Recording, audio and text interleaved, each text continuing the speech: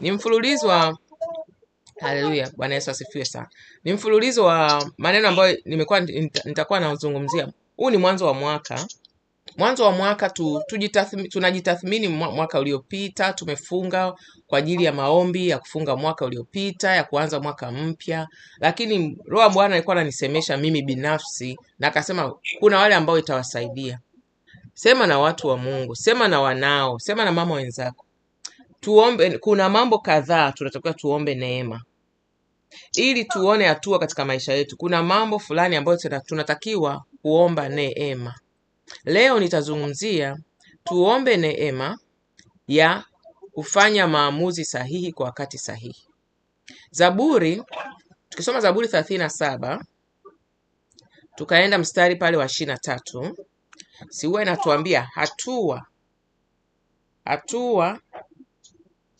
za mtu zaimarishwa na Bwana, naye aipenda njia yake. Atakapojikwaa hataanguka chini, Bwana humshika mkono na kumtegemeza. Haleluya. Sasa Bwana alikuwa ananielezea, anasema watu wa Mungu, alikuwa anasema watu wangu wengi wananiomba mimi niwatendee mambo, na wengine wao nimeshawajibu, ila wanatakiwa waniombe neema ya kuchukua hatua wachukue hatua fulani, vitu fulani wafanye, ili nini? Majibu yao yatokezee, kwa sababu kuna mambo mengine Bwana Yesu mwenyewe hawezi kushuka duniani akatufanyia. Alikuwa ananielezea kwa mambo yangu mimi binafsi. Kuna kitu fulani nilikuwa nataka nianze, na kuambia nilifanya research ya miezi nadhani 5. Kuna masomo fulani nilikuwa nataka nichukue haya kushauria watu, sio tu wa mama, watu kwa ujumla, mambo ya afya. Kwa sababu gani nazungumzia sasa mimi kwa hii binafsi? Kwa ukweli nimefanya kazi kwenye mambo ya hospitali miaka zaidi ya 20. Kuna vitu ambavyo tunahitaji dawa, kuna vitu ambavyo tunahitaji upasuaji, kuna vitu ambavyo tunatakiwa CT scan, CT scan, vitu vingi, yes. Lakini unakuta Mungu anasema mbona watu wangu wamesahau mimi ndio nimeumba miili, wamesahau hata kwenye bustani ya Edeni nilimwambiaga Adamu, hiki vitakuwa vyakula vyako, nimekupa vyakula vyote. Wamesahau, yani wameshakuwa na utandawazi mnaita, ukisasa mwingi sana, teknolojia nyingi, wanachukulia maisha na miili yao wanaitunza, ambalo ni hekalu la Roho Mtakatifu, wanaitunza kisasa mno. Yani wengine hawajafundishwaga kanuni za kiafya. Unajua sasa hivi wataalamu wanagundua walivyokuwa wanakula babu zetu na bibi zetu, watu wale wanaokula maskini wa kijijini, vile ndio utaokoka kwenye makansa na magonjwa ya siku hizi zote. Anasema ndio watu wangu wananiomba niwaponye kwa imani. Ni kweli na waponya, lakini uponyaji unashindwa kubaki kwa muda mrefu. Pili, kina mama sasa kwa kutokujua wanatengeneza magonjwa kwa familia zao, hawajui. Wanatengeneza magonjwa kwa wao wenyewe, hawajui. Kwa hiyo hicho kitu nilichukua miezi 5-6 nafanya research tu, nisomee chuo gani, nisomee kwa sababu gani? Mimi sipendagi kulipa pesa nyingi bila sababu. Sikutaka kulipa pesa nyingi bila sababu. Alafu tena sasa zile za bei rahisi, kuna sababu kwa nini ni bei rahisi. Nilitaka programu ambayo nitakuwa na mtu, yani nitakuwa na watu wananisupport. Yani kwamba watu wananisupport vipi? Tunaenda hatua kwa hatua. Mgonjwa, tunapima kabisa damu ya mgonjwa, kapungukiwa nini, kaongezekewa nini, solution zake. Sasa tunaanza kwanza kwenye chakula, anakulaje. Tunakuja sasa kwenye vitu vingine vya kawaida, vitamini hizi anahitaji nini, na wala sio za kununua. Zingine ni kubadilisha tu chakula, zingine tu kuna vitu vya kawaida. Kwa mfano, si corona ilitufundisha hapa jamani? Si corona ilitufundisha? Watu walienda kwenye tangawizi, walienda sijui kwenye nini. Corona wakati huo kupona kwako wewe ni kusaidia mwili wako upate nguvu, pingane na yale mafua, sijui vikohozi na nini. Kwa hiyo vitu vya jinsi hiyo, kila solution. Na unaona wakifundisha mafuta yamezidi mwilini, unashangaa wanakuambia huyu mgonjwa akiwa hivi, damu mafuta akiwa kiwango hiki, atumie kiasi hiki. Yaani hatua kwa hatua. Sasa Bwana Mungu akasema hili neno ndio imekuchukua muda sana, ni mipango tu ya Mungu. Imekuchukua muda kufanya maamuzi. Lakini waambie watu wangu wengi waombe neema mwaka huu ya kufanya maamuzi kwa wakati sahihi, kwa sababu kuna maamuzi mengine ukiyafanya umechelewa. Kwa mfano hii, yani jamani, hii program niliyoingia ilikuwa inaanza Januari 6. Ilivyofika wakati ule, na tena nilikuwa kule kwenye ibada za kufunga mwaka, Roho wa Mungu akasema inatakiwa isipite tarehe 1 uwe umejiandikisha, kwa sababu Roho wa Mungu alishaniambia kama wiki 2, ingia hapa, somea hii hapa, unaona wana kila kitu unacho, vigezo vyako vipo. Nimejichelewesha karibu wiki 2, sijui ubahili pia wa kwanza kulipia sijui. Nikaambiwa isipite tarehe 1. Kwa hiyo tarehe 1 ile sijui watu wanasherekea mwaka mpya sijui nini. Mimi nikaambiwa ingia mtandaoni, haya jaza. Kumbe ukijaza unaweza ukaanza kwa masomo mapema. Nikaanza siku hiyo, maana kilikuwa hamna kitu kingine cha kufanya, tunasubiri tu ibada za jioni. Kwa hiyo mwaka huu tuombe neema ya kufanya maamuzi sahihi kwa wakati sahihi, kwa maana Bwana Yesu anatupenda, anatujali, anataka tuishi maisha ya kumheshimisha, lakini tukwepe sisi ambao tuna mapungufu ya kujichelewesha, uzembe, labda kusahau, labda kuwa busy na mambo mengine. Tumwambie Mungu, nikumbushe. Ukiona nimesahau nikumbushe. Ukiona nazembea nionye. Ukiona niamshe. Unaona kama hii somo sasa hii, yani nina masomo kama 2 3. Ndio hili naanza kutoa 1. Nikaambiwa acha uzembe, acha masababu.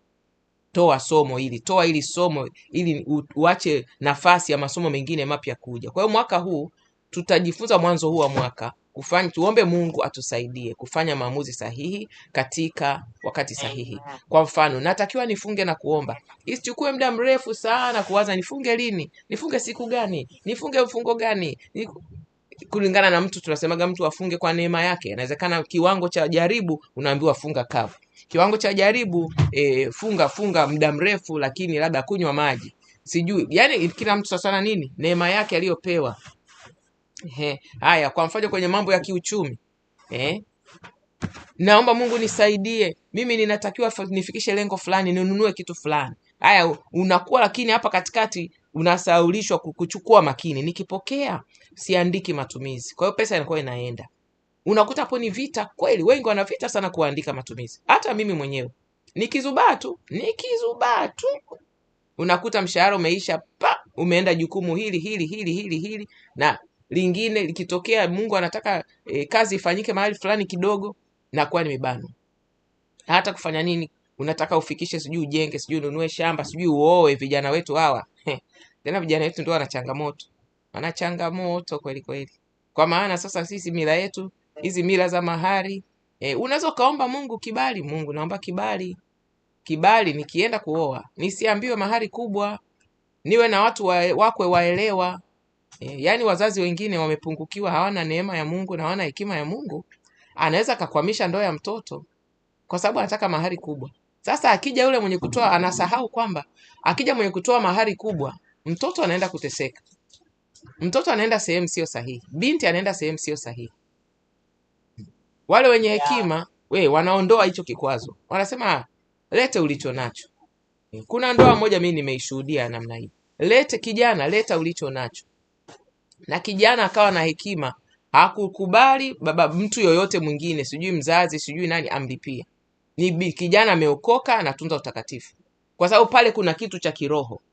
Ukilipiwa mahari na ukoo wako, kuna mambo fulani wewe umejiweka mamlaka katika ukoo. Sasa uwe ukoo wako ameokoka vizuri au ukoo wako anafanya mambo mengine, hiyo mahari wameipataje? Watu wanasahau hicho kitu. Nimetoa tu mifano mbalimbali. Bwana Yesu, amen. Mungu ametuambia kwenye neno lake, mawazo yake sio maneno yetu. Mipango yake sio mipango yetu. Kwa hiyo sisi tukienda hatua kwa hatua, tukamtegemea, tukamuuliza hatua kwa hatua, mwaka huu utakuwa tofauti. Kwa kweli Mungu ametuwezesha mambo mengi. Yaani hivi vitu hii kitu ninachokuambia ninasomea leo kiukweli nitakiwa nisomee miaka labda miwili mitatu iliyopita. Lakini na mimi pia kuna sababu zangu za kizembe na sababu zangu za mambo mengine madhabahu kunichelewesha, lakini namshukuru Mungu kwa kuniwezesha kuniwezesha wakati huu. Kila kitu ni wakati wa Bwana. Kwa hiyo unakuta kuna wamama wenzangu hapo, nitawashirikisha. Tutakuwa nadhani Jumapili jioni ndio itakuwa nafasi nzuri. Tutaangalia muda gani unafaa, manake wako maeneo mbalimbali. Tutajifunza hatua kwa hatua hayo mambo ninayosomea. Kwa maana nini? Mungu alikuwa ananiambia watu wangu wanaangamia kwa kukosa maarifa. Na nikawa naambiwa nitadaiwa watu wangu wa Mungu ambao naweza nikawafikia, nikawafundisha machache niliyoyafahamu. Mtoto akipata dharura inakuwaje? Mtoto amepata dharura hawezi kupumua, mtoto ana homa. Kila mwanamama anatakiwa na vitu gani ndani ya nyumba yake? Na sio mwanamama tu, hata nyie vijana. Kitu cha kujipima mwenyewe, unaenda hospitali unalipa pesa upimwe. Ikitokea lockdown nyingine, unakuta kuna vitu lazima uwe navyo nyumbani. Kipima joto, kipima oksijeni, yaani vitu simple kama hivyo. Kupima pressure, mtu anakunywa dawa za pressure lakini ndani hana kifaa cha kupimia pressure. Na mke wake au watoto hawajui jinsi ya kumpima pressure, mpaka wakimbia hospitali. Vitu vidogo kama hivyo. Tutaenda hatua kwa hatua, vitu simple mpaka vitu vile complicated tutajifunza. Mungu ni mwema kabisa, ni mwaminifu, tena mwaminifu sana. Sasa zaidi ya hapo nisiongee maneno mengi. Hili neno lilikuwa liwe fupi, kwa maana kijana wetu Jumapili ni siku yako ya maombi, na sisi wengine pia tusikucheleweshe kufungulia. Lakini mwaka huu, kitu cha kwanza, ukiwa unaomba maombi yako binafsi kila siku, ukiwa unaomba maombi yako ya kufunga, muombe Mungu akupe neema ya kufanya maamuzi sahihi kwa wakati sahihi, tena kwa njia sahihi. Njia sahihi, nimekumbushwa process yangu hii nilikuwa nafanyaje. Na kuambia mtu akitaka kusomea hii kozi, nilikusanya taarifa, yani nilikuwa na chat nini? Table. Nimeandika chuo fulani kiasi wanalipia hivi. Ni kozi ya muda fulani. Chuo fulani madhaifu yake ni hivi. Hiki bei rahisi lakini madhaifu yake ni haya. Hiki kiko ghali sana. Kizuri kwa hiki lakini takasoro yake bei kubwa sana. Hiki hivyo. Nilichukua muda mwingi, nadhani nilichukua muda mwingi. Ningefanya siku 2-3 tu ningefanya maamuzi. Amen. Basi Roho Mungu ananiambia muda umetosha, natakiwa niishie hapa. Nikasoma kafupi lakini kametuanzishia masomo mengine. Jumapili tutakuwa tunakutana namna hii, isipokuwa kama tuko kwenye semina ya maombi au kama tunatoa somo na baba au kitu kama hicho. Kwa hiyo Mungu atusaidie mwaka huu, tuombe neema ya kufanya maamuzi sahihi kwa wakati sahihi. Basi nitaomba kwa kifupi, kifika kamili tunamaliza kwa ajili ya somo hili, likaende likakae vizuri ndani yetu, likazae matunda, kila mmoja sawasawa na neema yake na safari yake. Bwana Yesu ametuumba duniani tutimize hatima. Kuna mambo fulani inatakiwa tuyatimize ili tufanye kazi ya Mungu kwa kiwango fulani, tuwafikie watu fulani. Hakuna kitu cha maana kuwekwa duniani mtu aliyeokoka kama kufikia nafsi za watu zije kwa Yesu Kristo. Hicho kiwe kipaumbele chetu cha kwanza. Mengine anakuaga ni ziada. Kwa sababu dunia imedini, Biblia imesemaje? Inamfaa nini mwanadamu apate mambo yote hapa dunia lakini akose ufalme wa mbinguni? Kwa hiyo tuende mbele za Bwana, tuombe neema atusaidie. Na pale wengine hapa tutatubu, mimi nitatubu. Kwa wakati unasemeshwa na Roho wa Mungu lakini unasahaulishwa, unakuwa busy, unachelewa vitu bila sababu. Unaruhusu vitu vingine vinaingilia katikati. Wakati nikute nilitakiwa mimi, kuna mtu labda aliugua, ningemshauri mama mwenzangu au binti, ningemshauri yeye au mtoto wake angeweza akapona haraka au Mungu anaponya kwa maombi. Lakini kuna uponyaji mwingine unabidi msubirie Bwana kwanza. Kuna uponyaji mimi niliambiwa binafsi kabisa na nakumbushwaga. Niliambiwa usije kwangu kuniomba uponyaji kwa kitu ambacho unajua cha kufanya, unajua nini ukwepe, jinsi ya kutunza mwili wako we mwenyewe ninavyojua, eti nikaombe Mungu nifanye uzembe, Mungu eti aniponye, eti nile sukari za kunitosha, nile mafuta yote mabovu yenye sumu, alafu niende kwa Mungu aniponye. Mungu aniambia mimi sitasikia maombi ya hivyo kabisa. Kwa wewe kwa wanaojua kuna wengine na wafahamu wa Kristo, nisiongee somo refu zikawa refu, wabishi yani mashauri haya ya kiafya, vitu gani vya kukwepa, sumu vya kukwepa nini, wanakuambia hayo yote hayo ndio maana tunatakiwa, ndio maana si watu ndio tunatakiwa tuombee vitu kabla tujakula. Yani huyo yani kaamua yeye kufuatilia utaratibu Mungu anavyotaka, yeye ni too much. Yeye anasema ataomba Mungu atamponya. Na kweli ukiangalia wana dalili katika miili yao yani ile uamuzi sio sahihi. Yani kuangalia hivyo sio sahihi kabisa. Ndio maana watu wa Mungu hawapati kansa, wanapata kansa. Watu wa Mungu wanapata visukari. Watu wa Mungu wanapata sijui nini, ma blood pressure yanapanda. Mengine ni unarithi. Yes, unatakiwa ukatae kwa maombi, lakini ukikataa kwa maombi pia kuna vitu unatakiwa ufanye kukwepa. Kama kwenu kuna shida ya ulevi, huwezi kuwa una marafiki wanaoenda baa na unaenda unakaa baa. Unajua Mungu kabla ya kukuokoa alikutoa kwenye sigara na pombe. Ukisema uendelea, mimi ninaishi kwa imani, mwenye haki ataishi kwa imani bwana, mimi naenda kukaa baa. Unajishawishi bure. Unajishawishi bure bila sababu. Nisizidi kuongea maneno mengi. Tuende mbele za Bwana, tuombe kwa kifupi, alafu tutaendelea na ratiba zetu kama kawaida. Amina. Tuombe. Amina. Haleluya. Takatifu Mungu wetu wa amani, Mungu wetu wa milele, tunasema asante kwa somo hili, nimekuwa fupi. Na kwanza tusamee kwa sababu tumechelewa kuanza kipindi. Tulitakiwa tuanze saa 11. Mungu nikawa busy na mambo mengine, nikasahau Bwana Mungu wa mbinguni kuwasha simu mpaka niliposhtuka kwamba kwa nini mwanangu anipigii leo. Baba unisamee, nimechelewa. Baba, Jumapili hii tutaitenga kwa ajili ya ibada, kwa ajili ya mambo yako, kwa ajili ya mambo muhimu ya kushirikishana, kwa ajili ya maombi. Utusamee sisi wote tuliomo kwenye kipindi hiki na ambao tunaenda kusikiliza somo hili fupi. Tusamehe mawazo, maneno na matendo yetu Baba. Tusamehe na kututakasa kwa damu yako takatifu, damu yako ya thamani. Baba Mungu, tusaidie hiki tulichojifunza Bwana, tukapate kibali machoni pako Mfalme, kikaweze kukaa ndani yetu Bwana, kisipotee katika jina la Yesu Kristo Nazareti. Baba, kikazae matunda mema Mungu.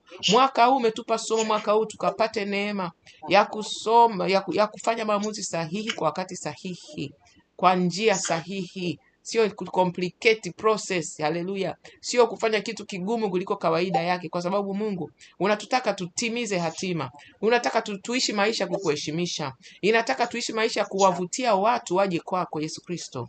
Upendi tuishi maisha ya kuhangaika na kuteseka bila sababu. Kuna majaribu ya lazima ambayo ni mapito, sehemu yetu ya mapito ya kiroho, lakini kuna majaribu na mapito mengine ni kwa sababu sisi tumekosa tu maarifa. Unasema watu wako wanaangamia kwa kukosa maarifa. Utuepushe Baba, utupunguzie haleluya ile safari ya kuangamia, kuishi maisha ya kuhangaika kwa kukosa maarifa. Dunia hii kuna maarifa, sasa maarifa sahihi kwa wakati sahihi. Hayo ndio tunaomba, tusaidie Bwana. Tusaidie kila mmoja wetu, kila mwana mama wa kikundi hili, kila binti wa kikundi hili, kijana wa kikundi hili. Haleluya, la Jesus Reigns Restoration Ministry. Wachungaji wako hapa, watumishi wa Mungu wapo Baba, wanandoa wako, watu ambao hawajaoa Baba, wako wanafunzi wa chuo, wako wanafunzi viwango mbalimbali Bwana. Haleluya Baba, wape neema na rehema zako mwaka huu, wakavuke hatue Bwana, wape shuhuda za kuwatoa machozi ya furaha katika jina la Yesu Kristo wa Nazareti. Tunapoendelea kuwaombea kila siku Bwana Yesu, tuwaombee Bwana targeted prayers, maombi yanayolenga vizuri, maombi yanayolenga mahitaji ya watu Bwana. Ndio maana hata haya masomo umetupa masomo hatua kwa hatua kusaidia watu wa Mungu mwaka huu Bwana, wasonge mbele katika kutimiza hatima. Na katika yote tutunze utakatifu. Katika yote nafsi zetu, nafsi za watu waliotuzunguka ziwe kipaumbele. Tunaishije? Tunawashirikishaje neno la Mungu? Tunaishije? Tunawashaurije? Tunawabebaje walio wanaotutendea maovu, wanaotutendea mabaya, wanaotutumia vibaya? Wapo ambao wanatutumia vibaya, wanajua kabisa, wanajua sisi hatujui, lakini sisi tunajua. tunawahurumia tu, tunaenda na sawa sana mapenzi yako, tunawasaidia, tunawabeba watu wako waovu, tunafanya nao kazi, wakikwama tunawasaidia, tunawaombea, kwa maana sisi tunapigania mbingu. Vya duniani tutaviacha hapa, tutaviacha. Tunataka roho zetu Bwana zipate neema kuingia paradiso. Tunasema asante kwa somo hili la leo. Asante kwa watu walioweza kushiriki. Asante kwa wale wanaoenda kusikiliza. Bwana Yesu, kila mmoja ukaseme na moyo wake. Kila mmoja Bwana atakaye kuja na maswali, Baba, tutashauriana tu vizuri. Kwa lengo lako hili, tumia hatua hii. Kwenye lengo lako hili, unatufundisha nidhamu mwaka huu. Unatufundisha discipline mwaka huu. Unatufundisha focus mwaka huu. Unatufundisha Bwana maarifa yako. Unatufundisha Bwana kuenenda na wewe sawa sawa na mapenzi yako. Tunakuheshimu Bwana Yesu, tunasema asante. Uheshimiwe na uinuliwe katika jina la Yesu Kristo wa Nazareti. Unirehemu mimi katika kutoa somo. Inawezekana kuna maneno nimeongeza, kunawezekana kuna maneno nimepunguza. Basi Mungu wa mbinguni, unirehemu, nisamee, na Roho Mtakatifu awajazie watu wako pale wanapohitaji sawa sawa na mahitaji yao, sawa sawa na safari yao na wewe. Tunaomba yote haya Bwana Yesu katika jina la Yesu Kristo wa Nazareti, tukiomba na kushukuru, tukikemea roho za malipizi kaskazini, kusini, mashariki na magharibi, zishindwe kabla ya kuinuka. Katika jina lako takatifu tunaomba na kushukuru. Amina, amina na amina. Asante Yesu Kristo. Asante Bwana. Asante Bwana wetu. Bwana Yesu akubariki sana. Somo hili ni fupi, litatusaidia mwaka huu tuanze vizuri.